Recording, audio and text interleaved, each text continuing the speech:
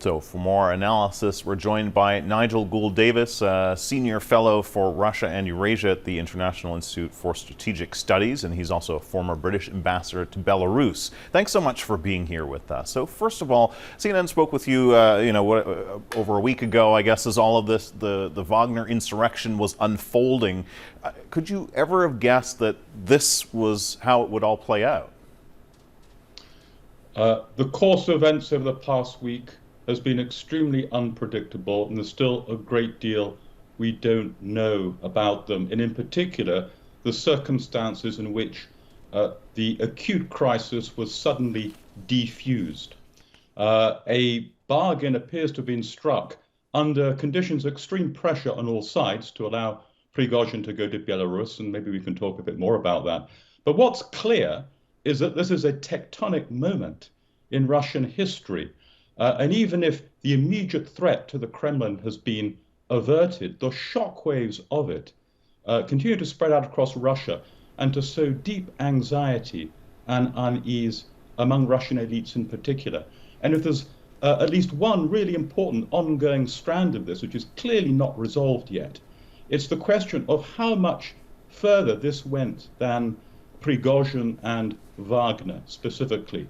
The suspicion that others even closer to Putin may have been involved, and the fact that General Surovikin has been detained and appears to have been questioned for several days now suggests that this plot or this plan went further. Do you get the sense that all this unease that you're talking about will result in consequences for Putin? In the short term, his position is secure.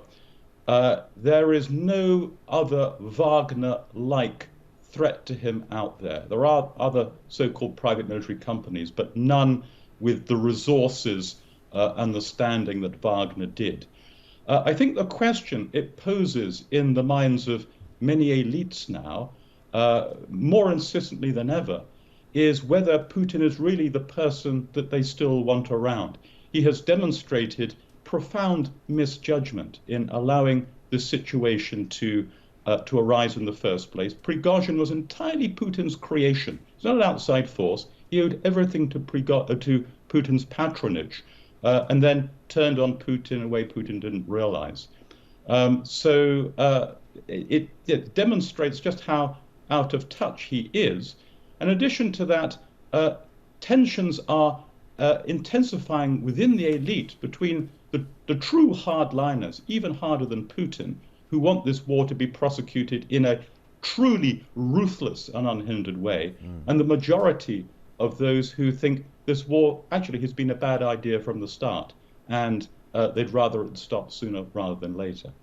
So turning now to the role that Belarus and Lukashenko played here, I mean, Lukashenko's viewed as a pariah by the West. He and his country have been hit increasingly by sanctions from the U.S. and other countries. So how should the West react if Wagner mercenaries do set up shop on Ukraine's northern flank and that much closer to NATO countries? Yeah, I still think that decisions are being made in the Kremlin about the future of Wagner forces, how far they'll be folded into which forces.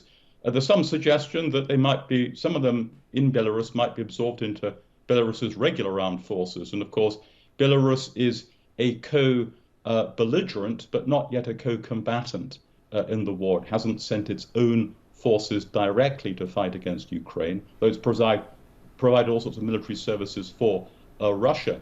But if, in whatever way and whatever form, a critical mass of the Wagner, current or former Wagner forces were permanently located in Belarus, that would create the potential new worry of another axis of attack from Ukraine's north down into much closer to, say, to Kiev or even Ukraine's western border than the fighting that's currently going on. And the Russian regular forces did in fact mount such an attack at the beginning of the war itself. It would be an unwelcome development for Ukraine, of course, if this threat further to the west and further to the north were to be renewed. Esta es la última vez que vimos al general Sergey Surovikin.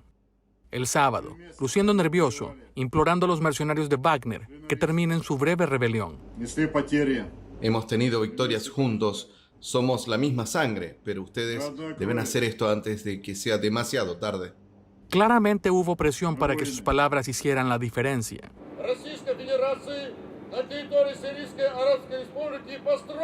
Es bien sabido que Sergey Surovikin, apodado el general Armagedón por sus despiadadas tácticas al bombardear ciudades en Siria, tenía mucha cercanía con Wagner. Pero recién ahora se sabe cuán cercano. Documentos compartidos en exclusiva con CNN indican que él era desde 2018 un miembro secreto importante del grupo, con un número de inscripción personal de Wagner.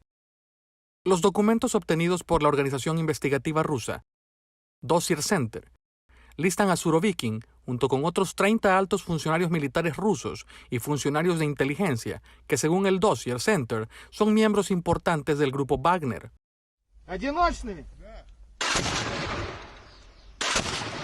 Wagner no ha respondido a los pedidos de CNN para obtener una respuesta. No queda claro si la membresía de alto nivel representa algún beneficio financiero.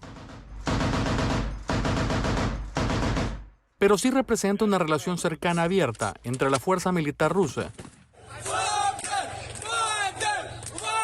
y los mercenarios. Fallaron en prevenir la rebelión militar el fin de semana. Y hasta permitieron que los combatientes de Wagner tomaran toda una ciudad rusa prácticamente sin ninguna resistencia. Todo genera sospechas de lealtades divididas en el Kremlin.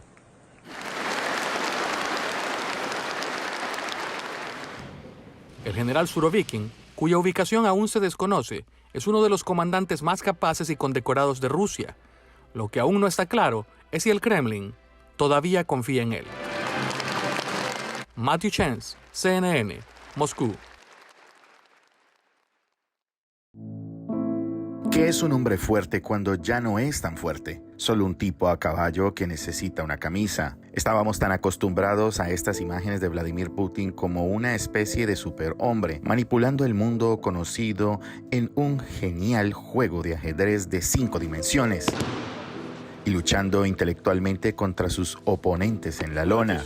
El mundo está llegando a un acuerdo con un concepto completamente nuevo, un Putin débil, que parece casi hacer el papel de payaso, aquí en una feria comercial haciendo un boceto, viviendo en una realidad paralela desde el casi colapso del fin de semana. Si bien la rebelión armada por parte de su exconfidente Prigozhin fracasó, tuvo un éxito catastrófico, estallando la burbuja de la inexpugnabilidad de Putin. El jefe del Kremlin ni siquiera apareció en público durante 2 días y medio. Solo apareció afuera del Kremlin el lunes para dar un agradecimiento surrealista a los militares que habían dado un paso atrás y habían dejado que Wagner marchara sobre Moscú. Putin ahora está en un lugar en el que nunca ha estado antes, cazando traidores en su círculo íntimo. Se dijo que se aisló tanto durante la pandemia, manteniendo a los visitantes a distancia, que tal vez ya no pueda encontrar el camino de regreso a la realidad. La suave burbuja de autocracia asegurada de la élite de Moscú también ha estallado. Es un lugar cuyas riquezas se ganaron a través de una lealtad incondicional, pero ahora, después de la invasión de Ucrania, se enfrenta a drones que atacan los suburbios de lujo e incluso el Kremlin. Putin. Nada de esto estaba destinado a suceder. Nada de esto fue lo que Putin le vendió a Rusia. Nada de esto puede ser respondido fácilmente por un hombre fuerte que ya no parece fuerte. Nick Patton Walsh, CNN, Kiev, Ucrania.